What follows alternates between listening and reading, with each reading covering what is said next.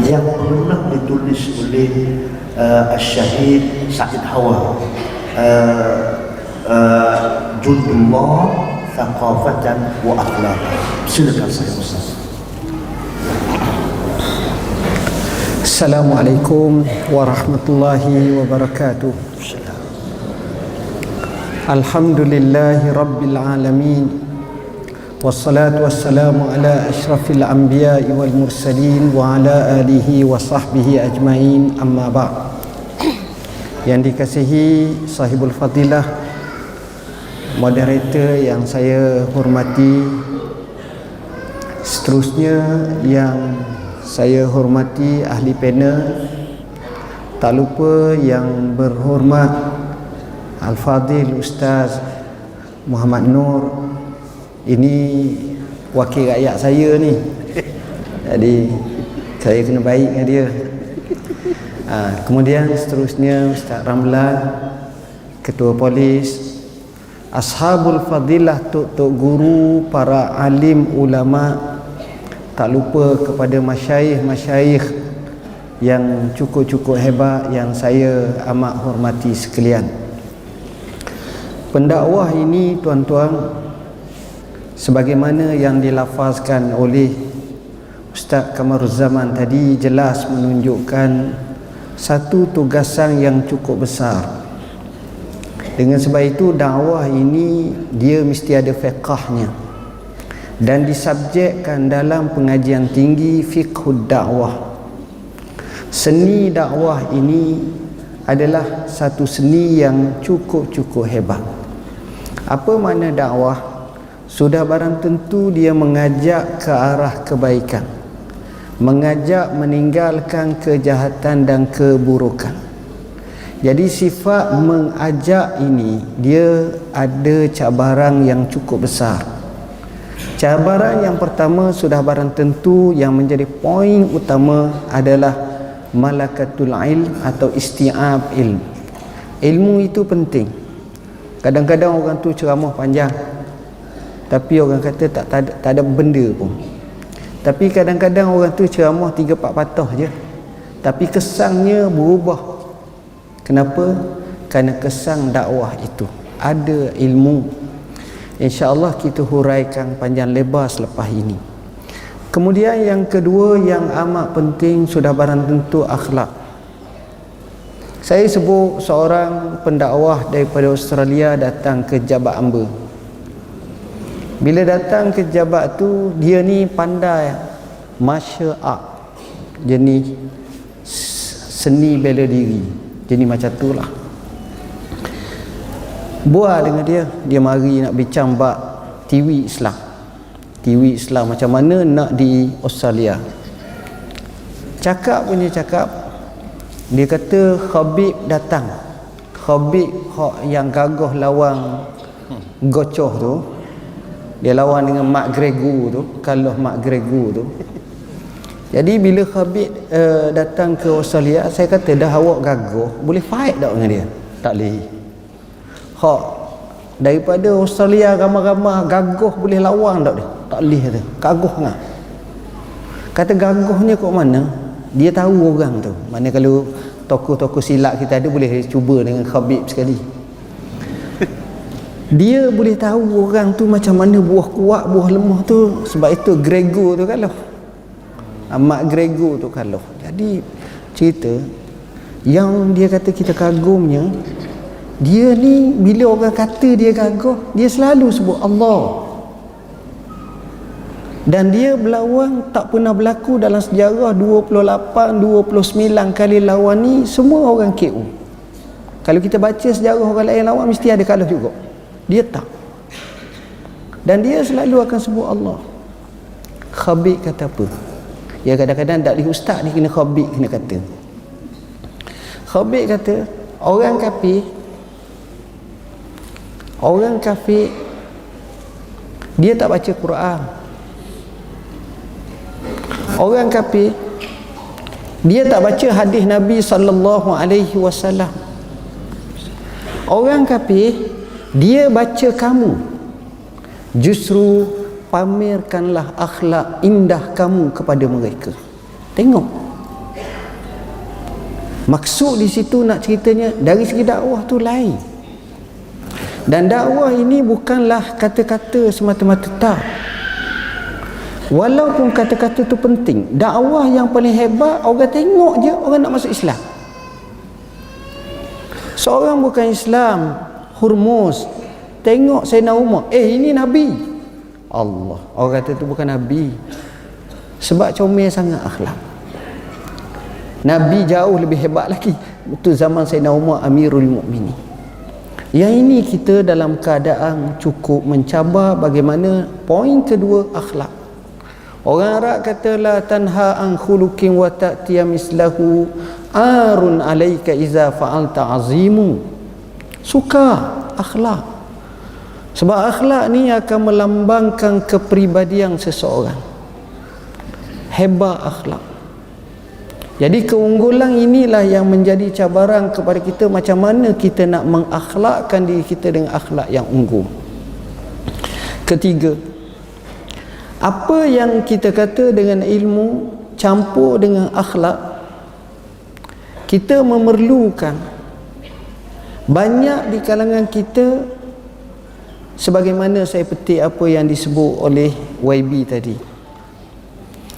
Kadang-kadang kita dakwah dalam satu ruang lingkup yang kita rasa okey. Seperti di masjid, di surabala, di madrasah, di pondok. Kami baru ni, saya banyak jersey, dapat jersey Liverpool ada. Jersey ni ada.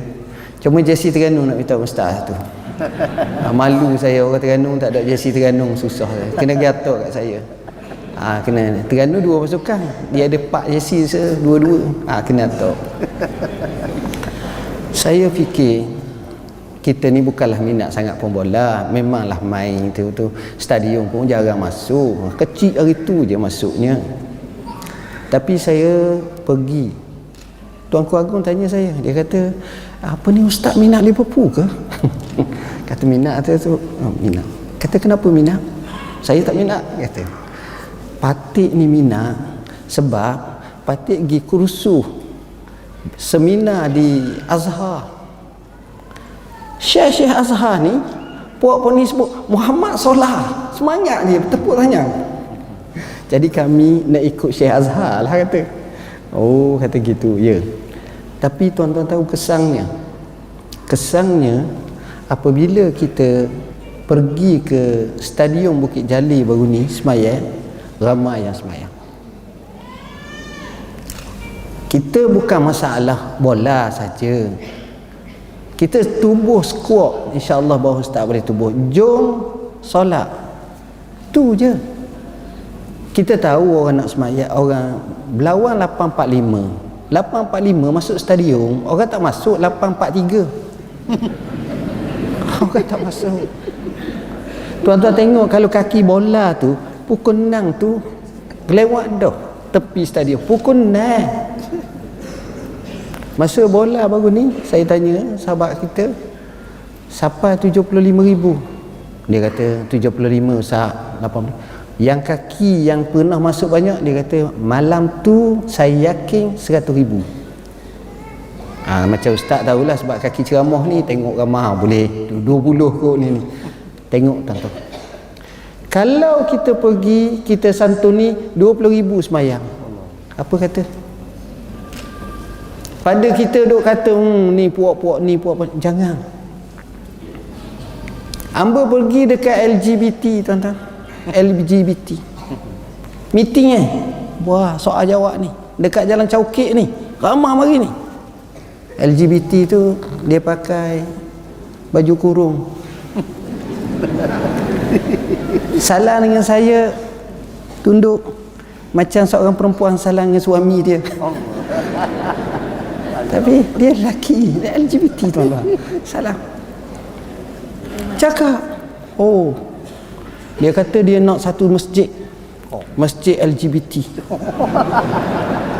untuk puak-puak dia je semayang senang. Allah kata baik, jangan buat Ustaz. Berharga kata.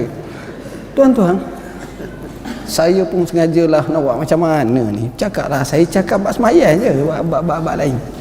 Sengaja kita. Akhir sekali ajak makan. Sudah makan, ajak solat. Bila ajak solat, saya jadi imam lah. Jadi saya mai zuhur, saya jadi imam. Mereka ni serba salah. Nak pakai telekung kedok. Akhirnya sembahyang. Kawan saya duduk sebelah pakai baju kurung. Dah masa sah nak kata macam mana? Dia pun jadi takbir kot, serba salah. Kami nak sampaikan, jangan sekadar bercakap tapi masuk, tapi buat. Tu poinnya. Jadi kita turun. Ini penting. Baik. Saya sebenarnya sebab saya nak pegang mic ni, saya letak tu saya terus nak balik. Tu je ni. Sebab tu saya minta izin. Saya bercakap panjang tu tuan-tuan. Mungkin dia tanya satu soalan lagi, lepas tu saya minta izin lah. Baik. Boleh Ustaz Sareh? Okey. Tuan-tuan, kita tengok dakwah sekarang berbeza dengan dulu. Dr. Yusuf Al-Qaradawi kata dalam kitabnya Fiqhul Jihad, salah satu cabangannya adalah media sosial. Start saya naik jadi mufti wilayah 2014, mula sekali saya tengok mesti kena kuat media. Sebab siapa yang menguasai media, dia akan menguasai ummah. Itu besar. Dan alhamdulillah laman web Jabat Mufti sudah sampai kepada hampir 11 juta orang. Ramai tuan-tuan. Kita punya Insta kita hampir 600,000. Kita punya Facebook 400,000 lebih. Dan kita cuba bina balik YouTube sekarang. Sebab bagi kita mesti kalau nak dakwah macam tu, dakwah kena kuat dari situ tu. Dan kena pelbagai. Ada satu pok dakwah yang berjaya. Kami di Pejabat Mufti Wilayah ni boleh katakan wajib setiap hari ramai datang pejabat. Ustazah pun datang dah pejabat saya. Ustaz belum datang lagi, insya-Allah. Apa nama? Antaranya daripada luar negara. Pendakwah yang hebat-hebat datang, persatuan hebat. Salah satu persatuan hebat tu namanya AIRA. Ni daripada England ataupun Amerika, saya lupa dah. Dia punya hebat, dia boleh debate dengan padri besar. Dia boleh debate dengan profesor agama lain dalam cara terbuka. Mari tu. Ada seorang tu kalau Google namanya Muhammad Hajib. Oh, hebat. Jadi bila mari kat Amba pun cakap dengan dia. Amba kata, saudara, sebenarnya dakwah ni macam mana cara kita nak suruh orang masuk Islam? Macam mana cara kita nak suruh orang masuk Islam? Dia kata dakwah ni adalah perkara yang amat simple.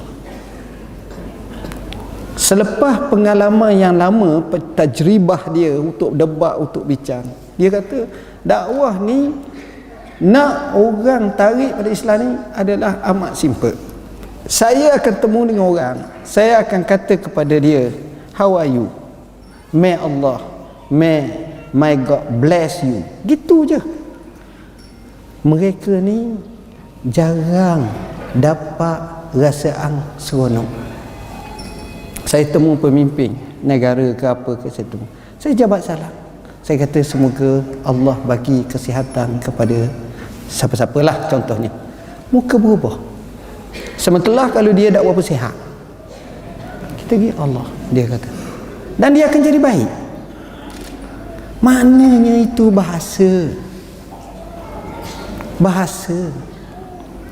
Bila bahasa ni da'iyan ilallah, ia cara dia lain. Ini kita tengok pengalaman mereka ni. Tokoh yang hebat atas muka bumi ni namanya Syekh Dr. Abdul Rahman Humay As-Sumay. Balik nanti Google. Saya telah terjemah kisah dia, buku dia, tapi habis dah. Tokoh ni mati 2013. Baru lagi. 2013 ataupun 2015, gitulah. Baru mati. Umur 65 mati. Orang Kuwait. Tuan-tuan, dia doktor perubatan. Dia pergi ke Afrika, dia sampaikan dakwah. Orang yang masuk Islam di tangannya 11 juta manusia. Ramai pada rakyat Terengganu. 11 juta masuk Islam. Dia bina masjid 5,700, lebih banyak pada kita punya masjid. Dia bina hospital, dia tanggung anak yatim, dia buat betul-betul. Sebab dia dapat banyak bantuan kewangan orang bagi. Dia kata, wallahi 1 sen pun aku akan guna untuk dakwah. Duta Kuwait baik dengan saya, Al-Asusi. Dia datang pejabat, saya tanya dia, saya kata, Syekh ni aku nak kenal, orang belah mana? Dia kata, orang lain biasa tanya Rashid Afashi Masyari, hang dia tanya orang ni. Kata ya, dia ni kalau dia tengok kapet tu merah, dia kata kapet tu hijau, orang percaya. Kekuatan hujah, keikhlasan. Tengok 11 juta, luar biasa. Ni dakwah macam mana? Saya boleh cerita kisah panjang kisah dia. Dan saya nampak antaranya yakin kepada Allah. Dia pergi sebuah kampung di Afrika, dia kata masuk Islam. Ketua-ketua Afrika, ketua kabilah tu kata, Islam ni agama benar ke salah? Dia kata benar.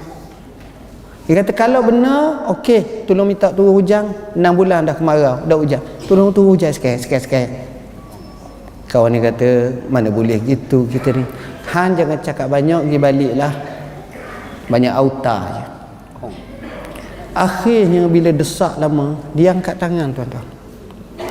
Dia kata, aku tawajuh kepada Allah sungguh-sungguh. Tangan belum jatuh, hujan berderai-derai jatuh. Apa berlaku? Semuanya mengucapkan asyhadu an la ilaha illallah wa asyhadu anna Muhammadar Rasulullah. Tengok, ini pendakwah. Saya pergi ke Mekah. Sampai di Mekah musim haji. Jadi kalau tak ada kerja, saya tengok TV, banyak saya tengok TV, tengok seronok cerita. Satu wawancara dengan seorang syekh. Musim haji, hampir manasikul haj. Syekh ni kata, ada seorang lelaki tu, saya masukkan dia masuk Islam. Bila masuk Islam ni, dia pun kata, apa yang aku boleh buat di negeri aku? Dakwah lah. Dia kata, aku tak pandai dakwah. Dia minta seorang bawa. Syekh ni hantar dia, dia pun pergi dakwah. Masa buat haji di Mina, di Arafah, dia ambil gambar banyak. Di Mekah ambil gambar. Sampai kampung dia, dia tunjuk ni pergi Mekah bagus ni, tengok gambar ni, tengok. Orang nak hujah dengan dia tak tahu, dia ajak dah sahabat ni beri hujah. Akhirnya selepas beberapa bulan ataupun 2-3 setahun, dia hantar surat ke Syekh nak minta bantuan. Bantuannya nak beli motosikal scrambler, motor dia rosak. Syekh pun tanya, kenapa? Dia kata dia pergi semua tempat, jadi rosak motor dia, patah magak, rosak macam-macam dah lama. Syekh kata, hasilnya macam mana? Maka dia kata, selepas dia balik Mekah, dia pergi kampung, dia dakwah, orang masuk Islam, orang nak hujah, dia panggil kawan dia jawab, dia naik motor, dia boncengkan kawan dia, gini-gini, siapa patah magak, siapa rosak, jadi terpaksa beli motor baru. Syekh kata, keberhasilan macam mana? Katanya setakat ni sudah 12,000 kampung dah masuk Islam. Tengok tuan-tuan, pendakwah. Kita nak orang macam tu. Dan pendakwah ni tuan-tuan, dia luar biasa. Kita nak bercakap pendakwah ni, ialah saya pun malu sebab kereta pun mula nak besar dah, walaupun kereta orang. Jadi kadang-kadang tuan-tuan, orang akan baca A to Z kita punya. Maulana Abil Hasan Ali Al-Hasani Nadwi, ini orang panggil otai dakwah. Saya anggap dia mujaddid pada kurung ini, terutamanya dalam pemikiran Islam. Saya tanya Syekh Wahbah Zuhaili, guru kami, buku apa yang terbaik atas muka bumi sekarang ni yang dikarang oleh ulama moden? Bukan Imam Syafi'i lah, hak tu hak ulama lama. Dia kata buku yang orang pendakwah mesti kena baca. Tajuknya Maza Khasiral Alam bin Hitatil Muslimin, yang dikaryakan oleh Maulana Abil Hasan Ali Al-Hasani Nadwi. Dia karang tu umurnya kurang 30 tahun. Dan buku itu dicetak pada awal 1950-an sehingga menggegarkan singgahsana Azhar. Syekh Azhar terkejut. Masyayikh Al-Azhar ni siapa karang kitab yang luar biasa. Syekh Qutb ambil untuk masukkan dalam Fi Zilalil Quran. Apa yang dibuat oleh Dr. Ahmad Syarbasi dan kitabnya Yas'alunaka Fid Din wal Hayah juga tulis. Tengok. Qardawi amat hormat sangat Syekh ni, luar biasa. Ramai orang tengok. Maulana Abil Hasan Ali Nadwi. Hebat dia, tuan-tuan. Dia pergi ke Mesir, dia pergi ke Syria. Tokoh seperti Sibai, termasuklah macam disebut tadi Syekh Awak kediam sangat. Sibai, apa lagi tokoh-tokoh lain, amat hormat. Sebab cara dakwah dia cukup hebat. Dia terkesan dengan Waliullah Ad-Dihlawi, dia terkesan dengan Maulana Ilyas, pengasas tabligh. Dia terkesan dengan Syekh As-Sarhandi. Dia karang buku yang cukup baik, yang mana buku tersebut merupakan jawapan bagaimana doa-doa Islam yang sepatutnya. Hebat, tuan-tuan. Saya tak tengok orang macam itu boleh menyatukan fikiran macam ustaz kita YB sebut. Dia pergi ke Madinah, ulama Madinah boleh terima dia. Dia pergi ke Mesir, ulama Mesir boleh terima dia. Dia pergi ke Kuwait, ulama Kuwait boleh terima dia. Dia pergi ke Oxford pun boleh terima dia. Luar biasa. Seakan-akan Bembayah, dan mereka kata jauh lebih hebat daripada Bembayah. Ni Maulana Abil Hasan Ali Nadwi. Dia telah rakamkan dalam buku dia Fi Masiratil Hayah. Saya ingat masa itu kecil lagi kita, dia datang ke Rusilah. Dia ceramah. Tuan Guru Presiden tukang terjemah. Dia contoh tentang jam, tentang tokak depan mata. Tengok orang yang hebat. Dia tak main Profesor Julius Masseman. Ada kawan ni siapa dia buluk, tak tahu. Dia contoh depan mata dan orang boleh terima. Luar biasa. Fi Masiratul Hayah. Dia pergi ke dia pergi ke Yaman. Dia kata manusia yang paling cerdik orang Yaman.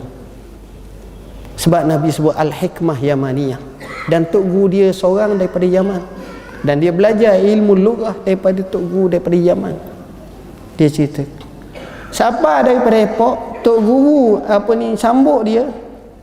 Dia pergi kat mana? Pergi ke rumah buruk, pondok buruk, rumah seorang Tok Guru. Dia kata ni tanda orang Yaman cerdik. Orang lain biasanya hantar kat hamba hotel dulu. Dia tak. Tok Guru ni kata, aku baca kitab kamu dan kamu terjihkan untuk masyarakat. Kalau kita nak ubah negara, kita kena mula daripada bawah. Ini teori. Sedangkan kalau kita baca An-nasu ala dini mulukihim, kita baca bahawa kalaulah baik maka baiklah semua sekali, rakyat semua sekali. Tapi kamu datang satu teori baru. Kamu ambil daripada mana? Maka jawab Syekh, benar, teori itu kami praktiskan, kami ambil daripada Imam As-Sarhandi. Daripada situ kita faham bahawa dalam situasi macam dikatakan semua pakat baik, kalau seorang baik, kemudian dia mengeksport kebaikan kepada orang lain, kemudian kalau dia kahwin, keluarga jadi baik, kemudian jiran jadi baik, kemudian masyarakat jadi baik, semua akan jadi baik, maka di situ akan jadi baik semua. Kadang-kadang kita kata daripada bawah turun ni, itu satu hal. Tapi mana dia peranan kita? Orang yang mampu untuk sebarkan Islam dalam lafaz-lafaz ataupun nafas-nafas yang terakhir. Dia akan sebut tentang Islam, dia akan sebarkan tentang Islam. Orang tanya Maulana Abil Hasan Ali Nadwi, Syekh, kamu ni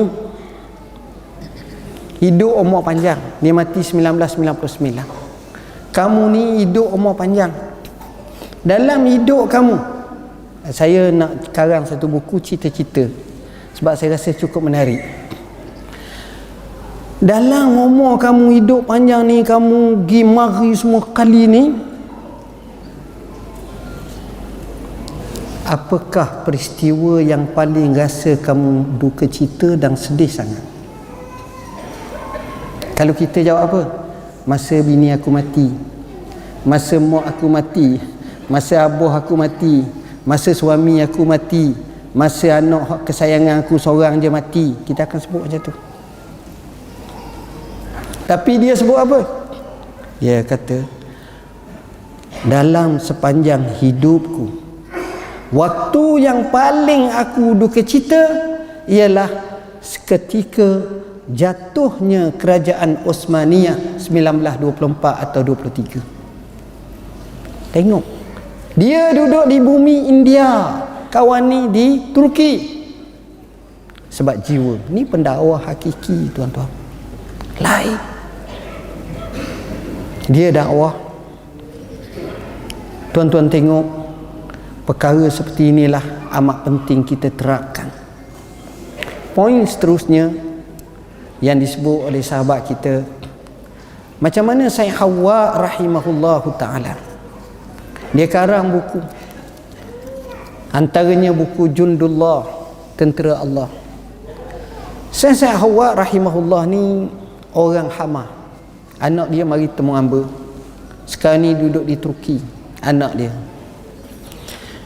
Kami buat, bukan anak dia seorang lah, campur dengan Syekh Usama Ar-Rifai dan lain lagi, dia buat cakap zaman itu macam mana Hamas 1982 tu apabila dibomkan oleh Hafiz Assad yang menyebabkan hampir 3 atau 4 bilion dolar hancur habis. Kalau hak ni jutaan lagi lah, puluh-puluh bilion dah sekarang ni. Apa yang berlaku sekarang, tengok. Sayyid Hawa rahimahullah ni, dia seorang yang cukup faham realiti dan apa, dan terpaksa pindah ke Jordan. Dia menekuni tafsir, kitab tafsirnya Al-Asas fi Tafsir cukup menarik. Dia juga melihat suasana-suasana yang berlaku dan orang yang sungguh-sungguh. Akhir sekali dia karang buku, antara bukunya adalah Jundullah, sebagai satu persediaan untuk doa. Dan dia sebut dalam bukunya Tarbiyatuna Ar-Ruhaniyah. Apa makna? Makna inilah yang paling penting, iaitu dalam kita bincang dakwah, kita akan bertembung dengan satu nas, innaka la tahdi man ahbabta walakinnallaha yahdi man yasha. Tengok, kita baca bermula Nabi, apa Allah kata? Ya ayyuhal muddassir kum fa'anzir wa rabbaka fakabbir wa siyabaka fatahhir wa rujza fahjur wa la tamnun tastaksir wa li rabbika fasbir. Ayat ni adalah sepatutnya disyarahkan untuk sebagai ciri-ciri pendakwah. Termasuk walaupun warabbaka fakabbir, tapi wasiyabaka fatahhir, pakaian pun kena jaga. Tengok Ustaz Mai kita pakaian comel, kemah Ustaz mana. Saya cakap Ustaz Man kata zaman dulu dia tak pakai gini, pakai jubah macam saya. Alah kemah, dia datang bagus. Jadi orang pun tengok Allah sesuai pengaruh. Pengaruh apa Ustaz? Aimet. Tengok keterampilan tu mahal. Jadi pendakwah ni dia kena ada cara dia. Saya cuba nak iltizam dengan jubah je. Saya cakap dah, saya temu raja pun dengan jubah, Perdana Menteri pun dengan jubah, kalau depan Erdogan pun dengan jubah, depan Imran Khan pun dengan jubah, depan Malik Salman pun dengan jubah. Jadi mereka pun faham lah, tak apalah. Sebab saya bukan atas saya, atas wazifah tu. Baik, suruh bersih. keterampilan. Sebab orang tengok gah, wara, baik, tapi ada hubungan hablum minallah. Hablum minallah. Allah katakan Nabi apa? Ya ayyuhal muzammil qumil laila illa qalila nisfahu aw inqus minhu qalila aw zid alaihi warattilil qur'ana tartila. Dan akhir ayat pula sekali lagi suruh sebut bab sembahyang malam. Sebab ini kekuatan. Kalau baca sejarah orang-orang pendakwah yang berjaya ni, dia ni kaki sembahyang, tuan-tuan. Dia bukan kaki wayang. Sembahyang kuat, sembahyang makin kuat, sembahyang makin hebat. Bacalah tokoh-tokoh mana saya tengok mereka ni kaki sembahyang. Syekh Imam kita Imam Syafi'i kuat sembahyang, sembahyang kuat, baca Quran 2 kali sehari khatam. Kita 2 tahun sekali. Ini bulan Ramadan lah, bulan lain sekali sehari. Macam mana hidup dia macam tu? Maknanya tarbiyatun ruhaniyah ni dia adalah penting dan dia nampaknya berjaya dalam hal ni. Sama juga kita tengok tuan-tuan, apa yang mereka lakukan. Mereka banyak munajat kepada Tuhan. Saya tanya kepada guru, kepada murid, kepada anak kepada guru saya, Syekh saya Ramadan Buti. Saya kata, Syekh Ramadan ni sedap ceramah Syekh. Aku suka dengar dia ceramah. Dia di rumah dia buat apa? Di rumah. Kita nak tahu ke orang-orang alim ni takut-takut macam kita duk tengok-tengok TV, buat keluarga. Dia kata dia ada bilik. Dia ada bilik. Tempat dia di Damsyik, di atas bukit Jabal Qasyum, di situ rumah dia. Dia ada bilik kecil untuk dia duduk dan buku ada. Tempat dia duduk tu, kalau aku masuk, aku akan dapati dia dalam 3 keadaan. Sama ada membaca, atau menulis, atau semayang, atau zikrullah. Sikit saja aku tengok dia dalam keadaan tidur. Kalau kita masuk pagi pun tidur, tengah hari pun tidur, petang pun tidur lah. Kadang-kadang makan pula. Tu pendakwa, kita tengok hebat. Saya tanya sahabat, kadang-kadang ialah kita kadang-kadang bila kita tengok ulama ni, kita nak tanya macam mana keadaan mereka di rumah dia tu macam mana. Ya, Hafiz Ibn Hajar dia dengan kawan-kawan dia ni, dia akan pakai jubah besar labuh, tangan dia kadang-kadang masuk dalam gitu. Jadi orang tak nampak, entah macam mana satu hari dia terlalai, jatuh daripada jubah dia. Rupa-rupa dia duduk tasbih, pegang tasbih, subhanallah, subhanallah, Allah. Sabit dia berjaya. Malu muka dia. Oh, orang tahu rupa-rupanya Syekh Hafiz Ibn Hajar ni sahib Fathul Bari sampai tahap tu. Wah, ibadat tuan-tuan. Syekhuna Syekh Mustafa Khin rahimahullah, alim besar. Dia kata, aku belajar dengan tok guruku Syekh Abdul Ghani Ad-Daqqar, ulama besar tahun 1940-an, 30-an, 20-an dulu. Syekh Abdul Ghani ni dia mengajar selepas subuh. Kami hadir sebelum subuh.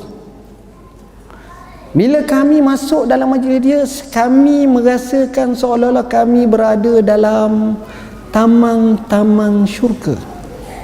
Seronok, tenang, puas, jiwa kerohanian tu puas. Akhirnya kami ziarah rumah Syekh. Kami kata kami belajar ramai dengan Syekh tapi tak rasa macam Syekh. Dia kata, kau nak tahu tak, sebelum aku mengajar malam tu, aku akan sembahyang, aku akan baca Quran hampir 12 juzuk sebagai bekalan. Faiza faragta fansab. Tengok, ada setengah tafsir, apabila selesai menyampaikan dakwah, bangkit malam, tahajud, ibadat kepada Tuhan. Maknanya setiap pendakwah mesti kekuatan hablum minallah. Bacalah mana-mana tokoh. Syekh Yusuf Al-Qaradawi ni, dia cerita, orang tanya dia, apa semayang yang paling kamu rasa seronok? Semayang yang paling aku rasa khusyuk dalam hidupku, ni boleh tengok dalam video dia, ketika aku ditahan di dalam penjara. Tak dibenarkan sembahyang berjemaah. Selepas kami demonstrasi, kami dibenarkan. Mereka suruh aku jadi imam walaupun aku muda, sebab aku hafal Quran, suara aku sedap. Aku baca Quran, aku sembahyang, itulah kali pertama aku rasa khusyuk, dan aku tak temu lagi rasaan khusyuk dalam sembahyang macam tu. Menangis dia, tuan-tuan. Syekh Wahbah Zuhaili ni tokoh-tokoh besar. Wahbah Zuhaili ni, tuan-tuan, setiap hari hamba pergi kat dia duduk sama. Ialah bukanlah belajar dengan muka dia. Dia ni, tuan-tuan, baca buku 16 jam sehari. Paling kurang kita potong 6, satu pun tak berapa. Pendakwah, oh jangan main, ceramah, pergi marah. Jadual tu susung pukul 4, pukul 5, anjak sikit 6.30 pula.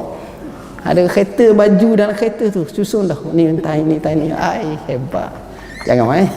Ustaz tahu tu. Memang tu gambaran dia ni, tuan-tuan. Masa semayang dah, saya murid, jadi saya jadi makmum lah, dia jadi tok imam. Dia semayang duduk, hamba semayang berdiri. Hamba berbual dengan dia, kata, "Guan ni saya semayang duduk ni." Dia kata, "Kaki tak apa sihat, kaki boleh jalan tapi tak apa ni."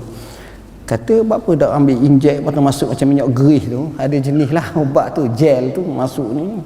Dia kata, "Aku tak boleh. Anak aku 4 orang doktor, bukan doktor injek sendiri, injek orang. Dan seorang engineer." Dia kata tak boleh, kerana lama sangat duduk. Sebab dia asyik, dia baca buku tu macam orang sedang bercinta.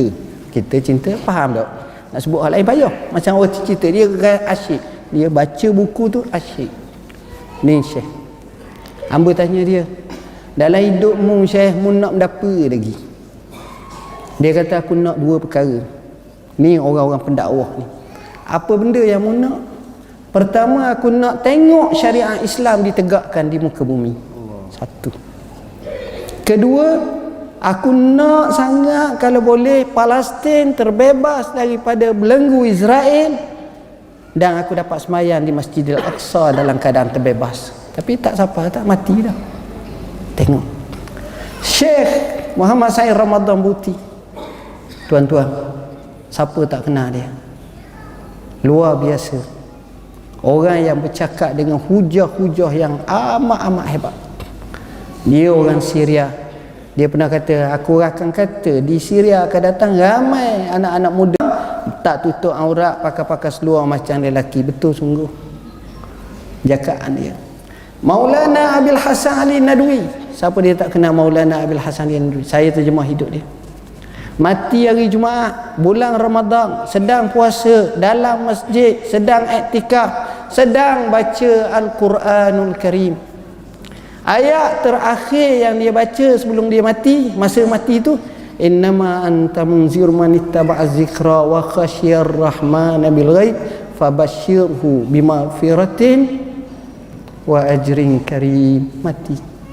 Mati Jumaat, sembahyang asar, mayat dia dikerumung hampir 500,000 orang. Ini orang luar biasa, tuan-tuan, hebat. Umar bin Abdul Aziz macam mana? Dia hantar, dia ekspor pendakwah, dan dia pun mendakwah. Dia beri gaji, usaha yang dibuat tu betul. Kalau boleh gaji ada juga, walaupun tak ada, caralah 50 riyal, 10 riyal. Bukan apa, tasjid kita kerana Allah, tapi biar kita nampak bahawa penghargaan itu. Umar bin Abdul Aziz luar biasa dakwah dia. Dia mati umur berapa? 45.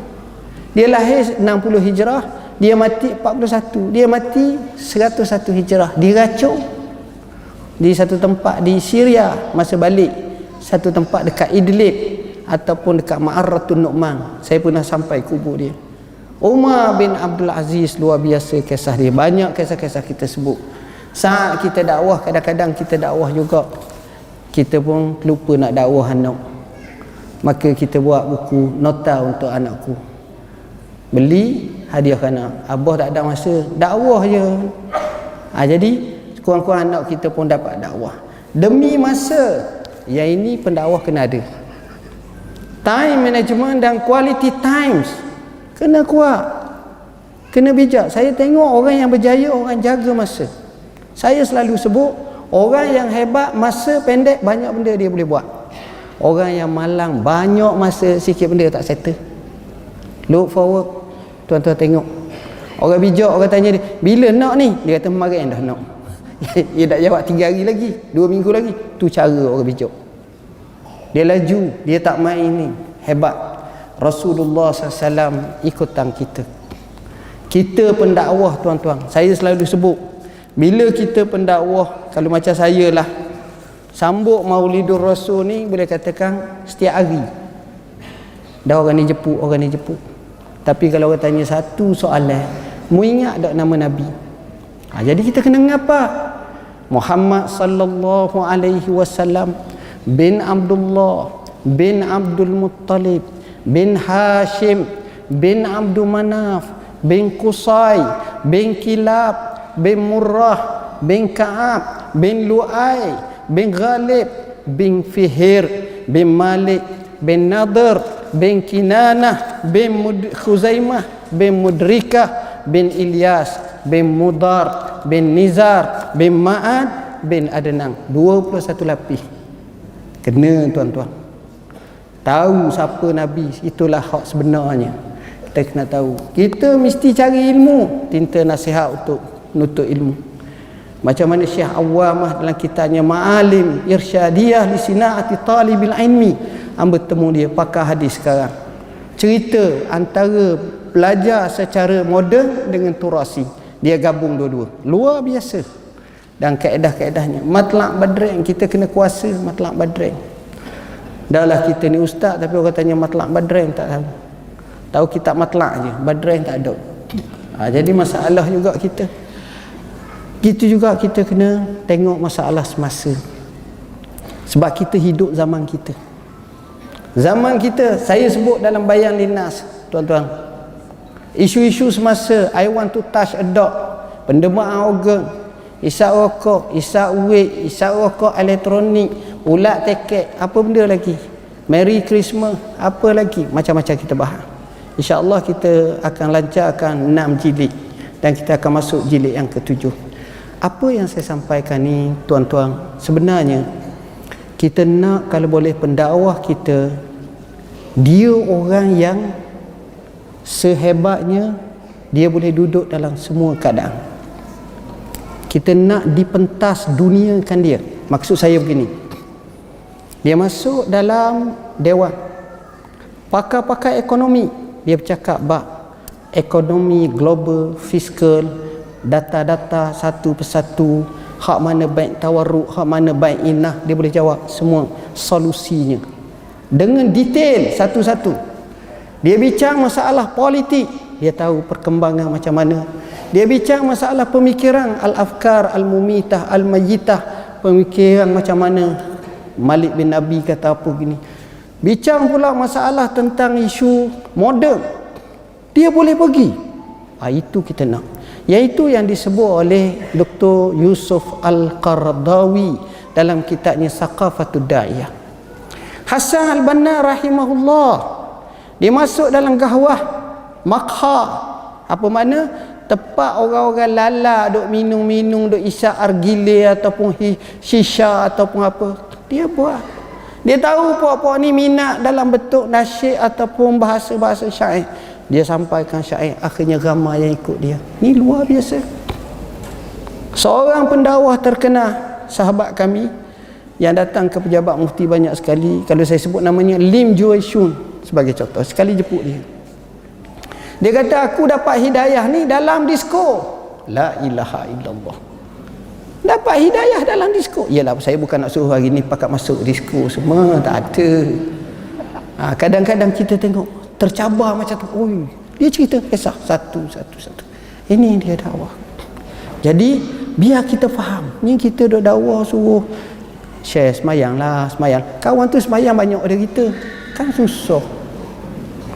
Dakwah tak kena, data tak ada, ilmu tak ada, cara kita nak masuk tak ada, seni tu tak ada. Saya akhir dengan 2 contoh. Orang tanya Syekh Muhammad Al-Ghazali rahimahullah. Ini jawapan pendakwah, bukan jawapan mufti. Mufti lain, hakim lain. Ni jawapan pendakwah. Syekh Muhammad Al-Ghazali ditanya, Syekh, apa hukum orang tinggal sembahyang? Dalam fiqh sama ada kafir setengah pandangan atau fasik. Memang betul lah, dalil pun banyak. Syekh Muhammad Al-Ghazali jawab apa? Dia kata, orang tinggal sembahyang ni, jawapannya, kamu pergi ke orang tu, kamu pimpin tangan dia, kamu berwuduk bersamanya, kamu naik masjid, kamu jadi imam, dia jadi makmum. Tu jawapan dia. Ada seorang tu temu Syekh Ustaz Melayu. Dia kata, Syekh, Ustaz suruhlah aku apa benda pun buat, tapi satu je saya tak akan buat. Apa benda? Saya tak sembahyang. Daripada dulu, kini dan mungkin selamanya saya tak sembahyang. Walaupun saya tak sembahyang. Yalah, kita nak gocoh tak kena juga Ustaz sekarang ni. Banyak mahkamah masalah pula. Ustaz ni mikir nak jawab macam mana kawan ni. Akhirnya Ustaz ni datang ilham. Ni untuk kih macam ni lah, bukan jawapan mufti kata begini, tapi Ustaz ni jawab. Dia kata kalau orang macam ni Syekh, dia kata, mu nak buat sungguh? Oh okey, aku nak buat. Okey, tak apa, mu tak semayang pun nak macam mana dah, mu tak nak. Cuma satu je, setiap kali masuk waktu semayang, mu ambil air semayang. Dia driver lori ni, dekat masuk waktu zuhur, dia pun parking kereta dia, lori dia. Dia kata nak pergi tanah, dia pun pergi tanah ke apa, dia pun ambil air semayang, dia naik. Orang komak pun dia balik semayang. Dia tak semayang. Dan beberapa minggu, mari mikir, ni berkat air wuduk. Bodoh aku, semayang, ambil air semayang tak semayang. Dah bodoh tu banyak. Pertama ambil air semayang di masjid, ambil air semayang di kolok, dekat dah dengan masjid, waktu orang semayang tak semayang. Allah, bodohnya aku. Akhirnya semayang dan lebih tegak daripada orang semayang. Itu kesan dakwah. Jadi dakwah ni kadang-kadang tuan-tuan dia berperingkat-peringkat, dia tunjuk jalan. Hikmah kena ada. Kalau kita gabungkan macam itu, insya-Allah kita berjaya. Tuan-tuan, poin yang saya sebut saya rasa memadai semuanya, dan hamba nak minta maaf lah, saya rasa ustazah lagilah power pada saya sebab dia memang pendakwah. Saya ni nama mufti lain lah, sama dengan Ustaz Mat. Dua orang ni cukup lah sampai 2 jam setengah seorang-seorang tu balik petang karang. Jadi saya guna bahasa sebab saya orang Terengganu juga, kadang-kadang saya kasar sikit ataupun apa, tapi tempat lain saya marah lagi. Kalau saya ceramah dengan ustaz-ustazah, kalimah yang saya guna kadang-kadang ni, kita ni bodoh, kita ni malah, kita ni, saya akan marah sebab saya tahu hang pun dengan aku sama kok, 2 kali 5. Jadi kita nak tukar, kita nak naik. Sebab kalau saya rasa nikmat, betapa hebatnya dimuliakan kalau kita berjaya, kita duduk petah, saya nak tuan-tuan lebih hebat pada saya. Saya suka orang Terengganu hebat. Jabat mufti saya ambil pekerja-pekerja Mumtaz Jeddah. Saya tak nak orang bodoh-bodoh, biar cerdik dah aku lah. Senang aku nak debat, aku nak lawang, aku nak buat hujah, nak suruh. Bodoh ni payah. Jadi benda macam tu kita tak nak. Ustaz kena cerdik. Dan muka-muka ustaz ni saya nampak memang cerdik-cerdik belaka. Ustaz pandai tuan-tuan. Ustaz ni dia lebih panjang akar dia daripada cikgu sejekah. Dia alasan dia tu hebat. Saya tengok ustaz ni. Lebih-lebih lagi kalau ustaz kahwin 2. Tu lain lah. Itu memang hebat. Kalau dia duduk dengan saya ni, bini dia telefon, dia cakap lalu, abang duduk dekat ni Datuk Mufti. Bini kata, okey, tak apa. Dia jaja nama saya, tak pasal-pasal saya kena. Tu dia. Jadi tuan-tuan, sekadar itulah yang dapat saya sampaikan. Mudah-mudahan Allah bagi kebaikan kepada anda semua. Aqul qauli hadza wa astaghfirullahal azim li wa lakum. Wassalamualaikum warahmatullahi wabarakatuh. Waalaikumsalam. Minta maaf ustazah. Saya bukan kaki bergurau, tapi kadang-kadang Itulah